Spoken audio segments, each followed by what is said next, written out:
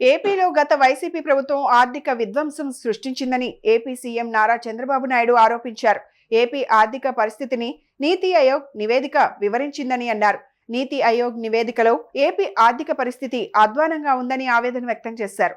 YCP ఆర్థిక విధ్వంసానికి నీతి ఆయోగ్ నివేదికే నిదర్శనమని చెప్పారు.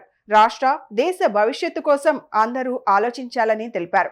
ఆరోగ్యం, ఆర్థిక అంశాల్లో ఏపీలో ఉన్న పరిస్థితిని నీతి ఆయోగ్ వెల్లడించింది. ఈ నివేదికపై సీఎం చంద్రబాబు స్పందించారు. నాయకుల సమర్థత ఆధారంగా ఆ రాష్ట్ర ప్రజల భవిష్యత్తు ఆధారపడి ఉంటుందని అన్నారు. సచివాలయంలో రాష్ట్ర అభివృద్ధిపై సమీక్ష అనంతరం సీఎం మీడియాతో మాట్లాడుతూ, నాయకుల అసమర్థత, తెలియనితనంతో రాష్ట్రంలో ఆర్థిక పరిస్థితి అధ్వానంగా మారుతుందని సీఎం చంద్రబాబు చెప్పారు.